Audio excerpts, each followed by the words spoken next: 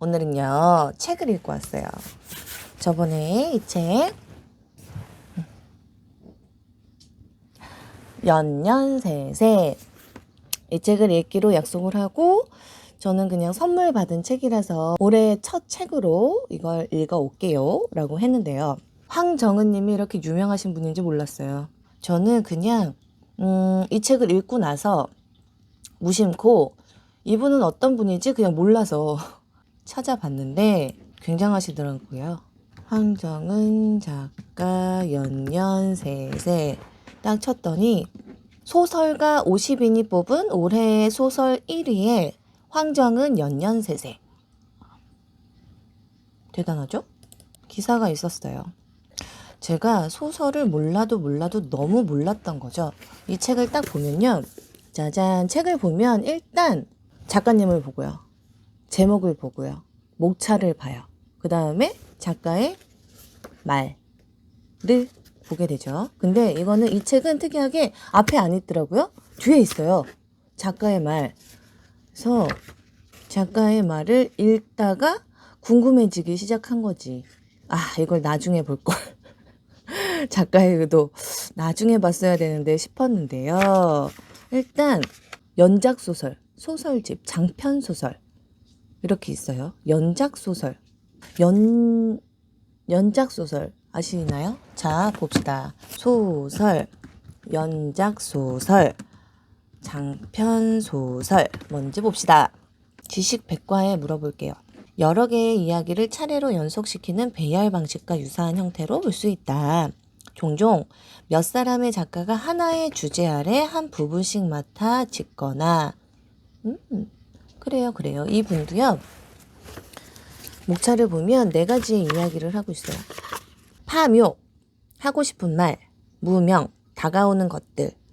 그래서 4가지의 이야기를 담고 있고요. 여러분들 책 읽다 보면 그런 거 있지 않으신가요? 좀 피로감이 있는 거예요. 저 같은 경우는 뭐냐면 이 책의 경우에 특이했어요. 인칭 대명사라고 하나요? 관계에 대한 이야기가 나오지 않는 거예요. 그러니까 예를 들면 엄마 누구와 딸 누구는 으로 시작해서 엄마가 이러이러했는데 딸이 뭐 했다라는 게 나오지 않아요. 이름만 나와요. 그러니까 이 책을 나눠서 읽으시면 조금 불편하실 수 있을 것 같아요. 까먹어. 이름을 까먹어. 책이 그리 두껍진 않아요. 그래서 단숨에 주르륵 읽는 거를 추천해 드려요. 그래야지 안 그러면은 조금 쉬었다가 아니면 다음 날 조금 더 읽어볼까 해서 책을 펼치면 한중원이 누구였더라? 앞에 페이지를 찾아봐야 되는 수고스러움이 생길지도 몰라요. 근데 정말 저의 이야기예요. 제 세대의 이야기예요. 세대와 세대 간의 연결도 있고요. 세대가 달라요. 엄마의 세대가 다르고요. 할머니의 이야기도 나와요. 할머니, 할아버지의 이야기도 나오고요. 우리나라에 순자라는 사람 왜 이렇게 많을까요? 순자, 이름. 이 이름이, 순자라는 이름이 일본에서 왔다고 그래요. 순한 아이. 일본에서 이름 뒤에 무슨 코, 아들 자자를 써서 무슨 코라고 읽거든요. 일본 이름인 준코, 순자, 소 데스네. 뭐 실화나까다요? 그랬구나. 순자라는 이름에 조금 궁금하시면 나무위키를 참고하시기 바랍니다. 오, 그렇구나. 저는 몰랐어요. 그래갖고 준거 순자, 한자가 순자예요. 순자, 순한 아이라는 뜻인데 이 작가분이요, 황정은 작가님이 순자라는 이름을 가진 분의 이야기를 소설로 쓰신 거예요. 작가의 말해 볼까요? 무명은 1946년생 순자 씨의 피란 이야기를 듣고 썼다. 그렇군요. 사람들은 이 이야기를 가족 이야기로 읽을까? 그게 궁금한 적이 있었고 실은 지금도 궁금하다. 누구에게 어떤 이야기를 읽히건 누군가에게는 필요한 이야기이기를 바란다. 저요? 저는요. 가족의 이야기지만 넓게 세대를 아울러서 이야기를 해주신 듯해요. 뭔가 찌릿한 게 있었어요. 제 세대의 이야기가 있었고요. 그 윗세대의 이야기가 있었고, 그리고 내가 남동생이 있다면 내 남동생도 외국에서 그런 생활을 하고 있을까라는 삶에 지쳐서 조금은 편한 삶을 위해서 외국에서 일할 수 있는 그런 환경 자체를 인정해가는 사회이지 않을까라고 와우 조금 시선이 넓어졌어요. 저에 대한 생각을 조금 더 하게 되었고요. 저에게는 소설책을 읽는 게 되게 새로웠거든요. 되게 재밌었어요. 근데 이 책을 추천해 주신 제 지인 너무너무 많이 울었다는 거예요. 근데 난 솔직히 그랬어. 전공 서적보다는 쭉쭉쭉쭉 잘 읽히니까 그래 그렇구나 하고서는 그냥 쭉쭉쭉쭉 읽었어요. 읽었는데 다 읽고 나서 생각했지.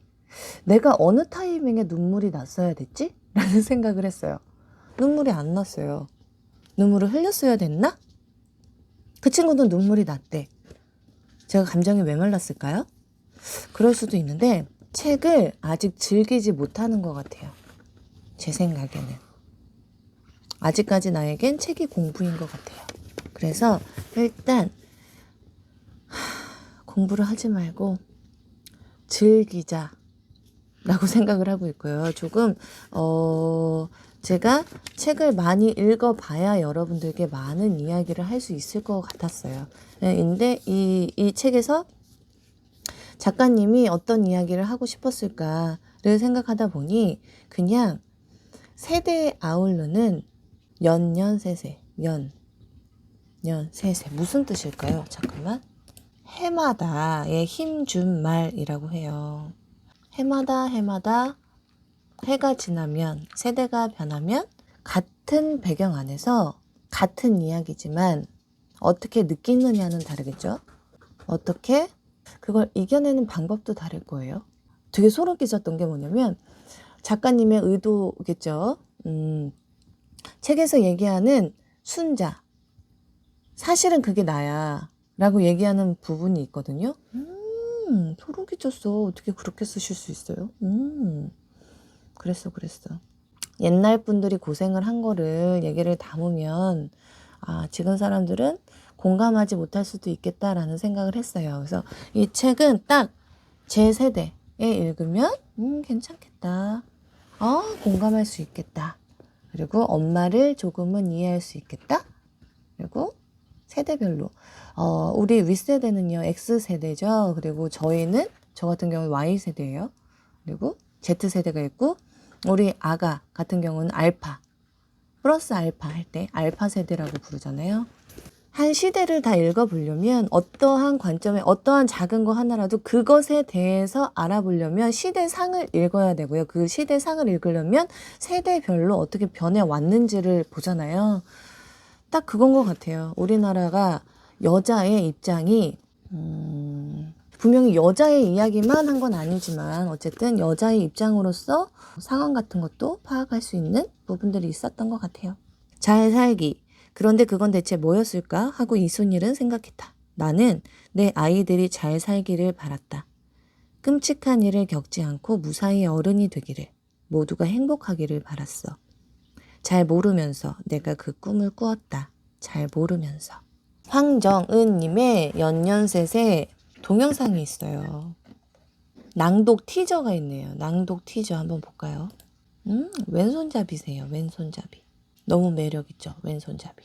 아니 근데 티저만 있고 낭독은 안 해주시네요.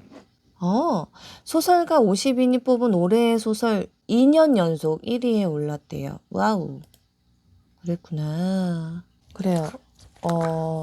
입장 차이가 있어요. 같은 이야기라도 어떻게 이해하느냐도 차이가 날 수 있고요. 그래서 엄마의 입장에서 큰딸의 입장에서 또 셋째 딸의 입장에서 모두 다르게 이해하는 부분들이 있었던 것 같아요. 그거를 포인트를 잡고 이야기를 써 내려가신 것 같고요. 나를 많이 되돌아보게 하는 편안한 어렵지 않은 책이었던 것 같습니다. 잘 지내시라는 인사를 건네기도 참 잠깐만 어려운 것 같아요. 인터뷰를 봤어요. 작가님의 인터뷰를 봤는데 목소리 너무 좋으신데요? DJ 톤이세요.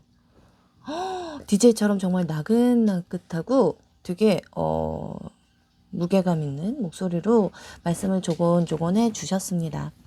그래요. 이 책을 연기하는 분들하고 똑같이 생각을 하시는 것 같아요.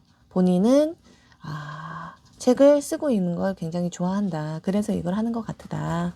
그리고 어떠한 문장 하나하나를 읽었을 때 그 문장 속에 들어갔다 나오는 것 같다. 라고 해석을 해주셨어요. 배우들이 다른 역할을 맡아서 뭔가 그 캐릭터에 빠졌다가 나오는 듯한 그런 느낌을 받으시나 봐요. 그죠? 멋진데요? 이런 분들이 책 쓰시나 봐요. 자, 잘 읽었습니다. 너무너무 재밌게 읽었고요.